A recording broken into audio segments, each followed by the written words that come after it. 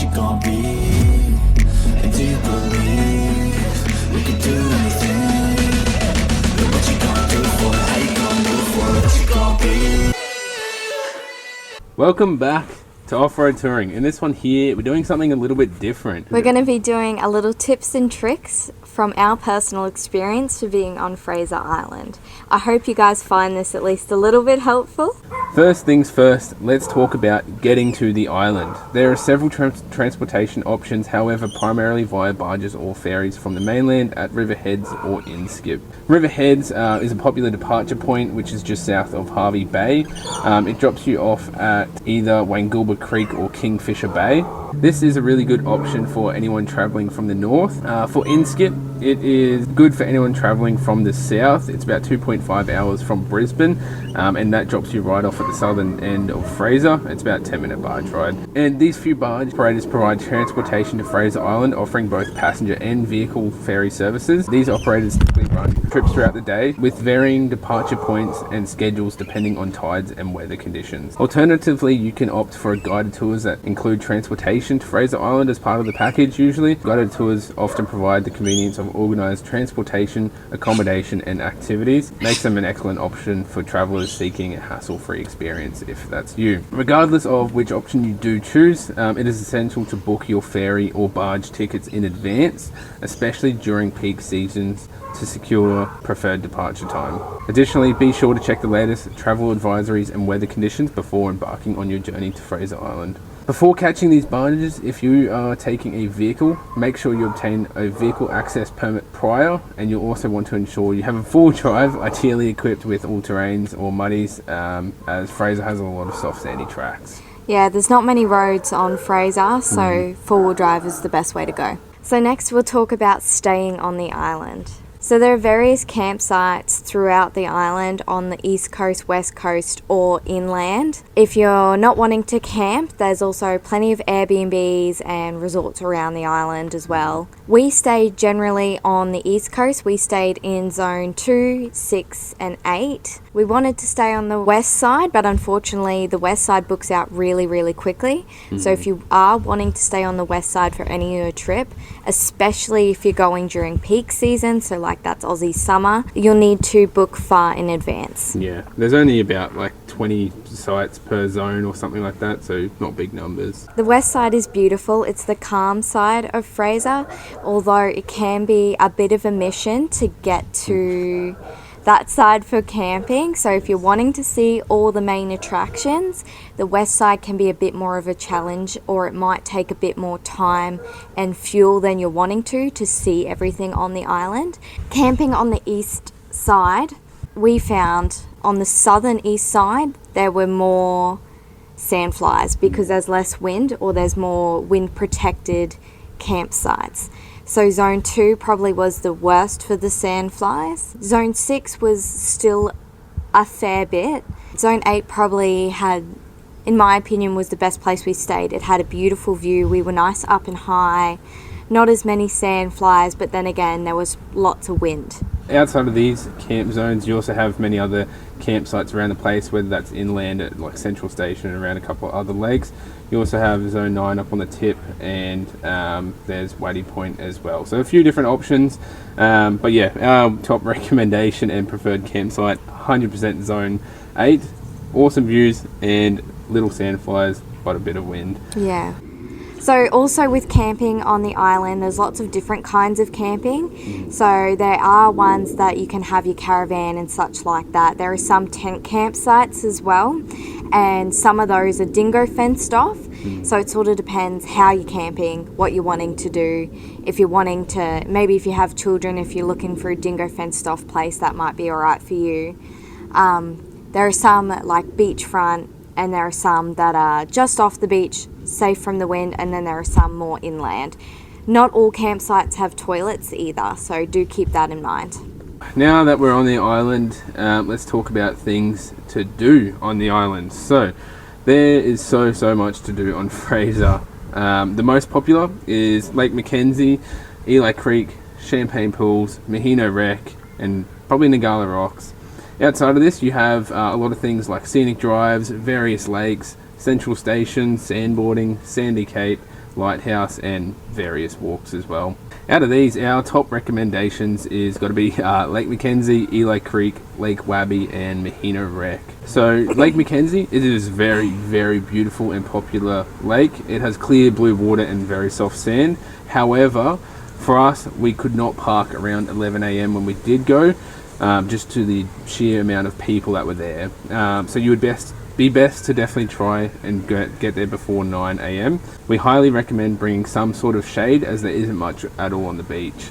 Next, Eli Creek. It is a beautiful freshwater creek that's always flowing. It was so nice when we went. There's tons of parking just because it's an open beach, which is awesome. However, we ensured we got there pretty early before the crowds, so that way we could park our car up against the water and have our awning out. And it does fill up and get busy quite early as well. There were some days where it filled up at like 10 a.m. There was a lot of cars, but you can always park, you just have to park further away. So Lake Wabi is another place we went to whilst we were on the island. It has to be one of my favourite places. So it is a bit of a walk down, but it wasn't super busy, which is good. I'd suggest bringing a boogie board because there are sand dunes there and you can slide down into the beautiful water there. And it wasn't busy in the car park and it wasn't difficult to get a spot, which was really good. But just, it's all uphill and up sand on the way back up, so it can be a bit of a mission to get back. So we also went to Champagne Pools whilst we were on the island. We went there nice and early and whilst it was high tide, so it was quite beautiful.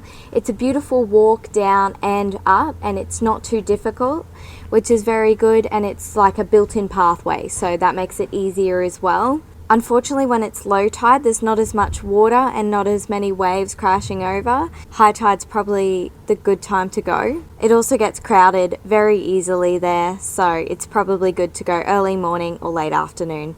Next is Sandy Cape and Lighthouse. So if you're trying to get to the lighthouse, make sure you go at the lowest tide, because it can be cut off quite often. When we went, it was cut off and we couldn't make it through.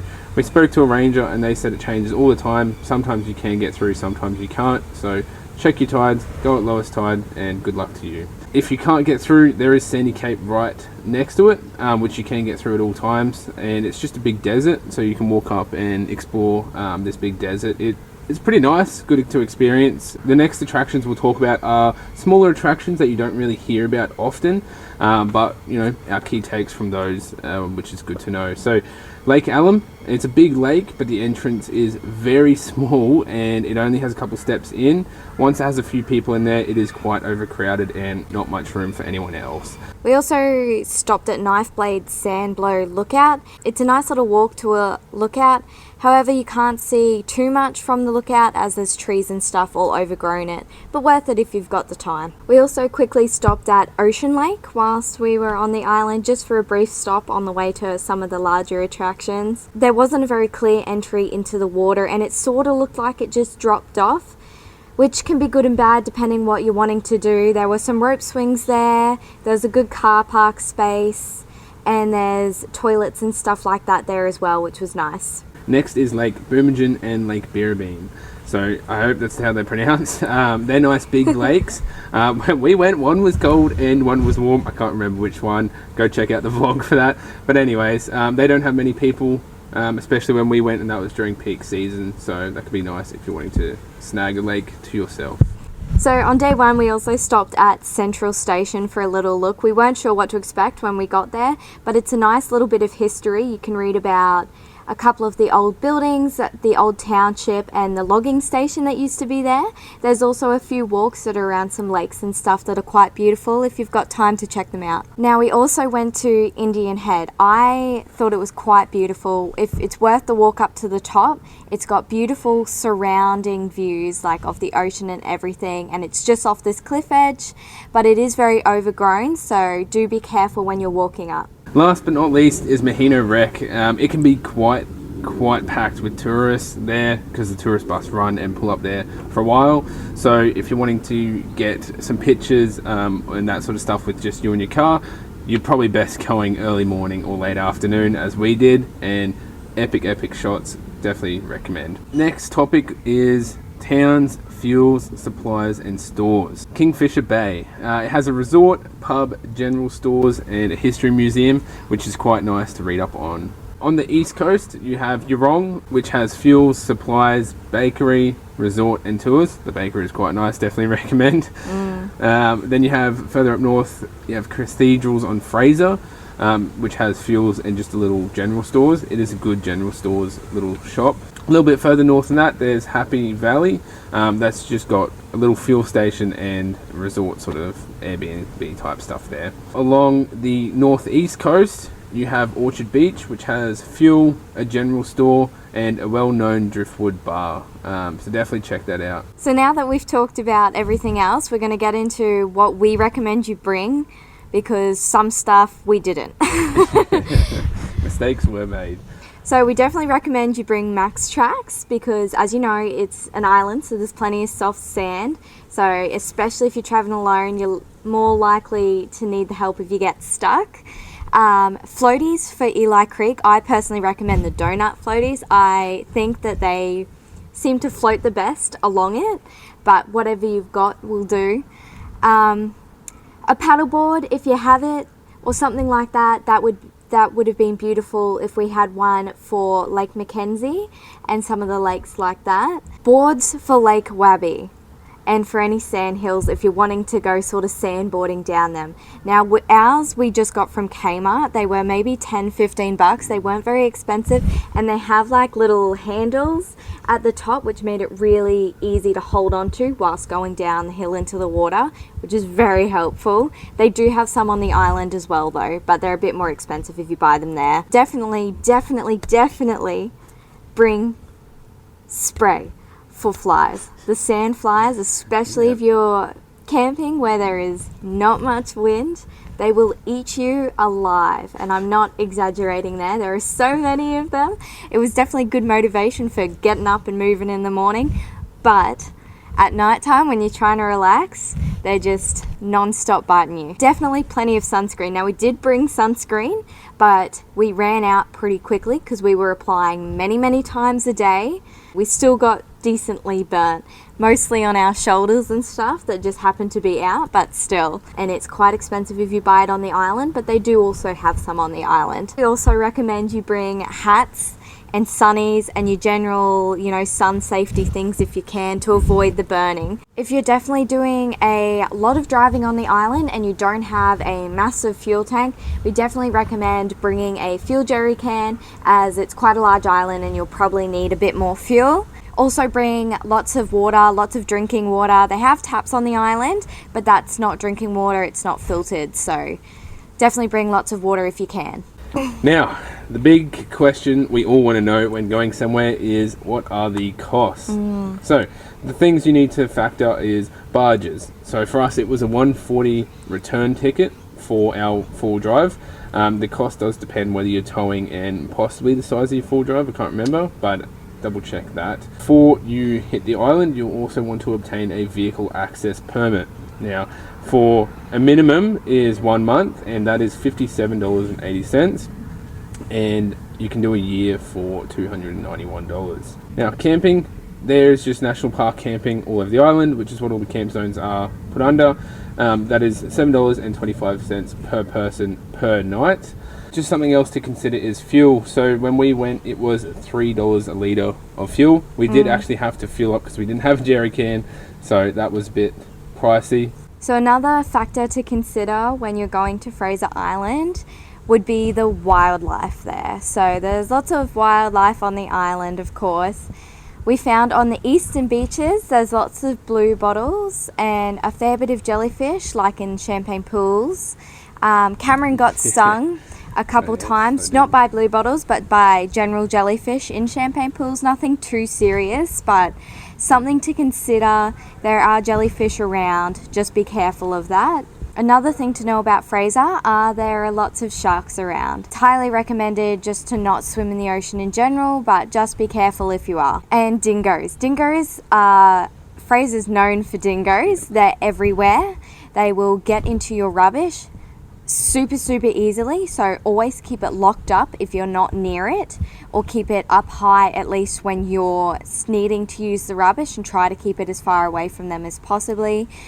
Next, we'll talk about how we planned our trip out to kind of make the most of fuel, travel time, all the rest of it, and still see everything that we could do. So, we started our trip off down at Zone 2. We did that so we could do everything down the south end of the island, like Central Station, the lakes, the scenic drives, all that sort of stuff down there on the first few nights. From there, we went up to Zone 8 on the north end of the island, and we spent a couple of days doing everything up on the north end of the island. And finally, we finished off the trip by coming back down to the east side about Zone 6, and woke up early, did Eli Creek and that sort of stuff very early on in the morning before heading out to the barge. So we planned our trip like this so there was minimal fuel used. It worked out really nicely because we weren't camping at, say, Zone 8 up on the north end and having to travel all the way down south to do the attractions on the southern end. So we planned our trip like that, so you can do the same to make the most of your trip if you're wanting to.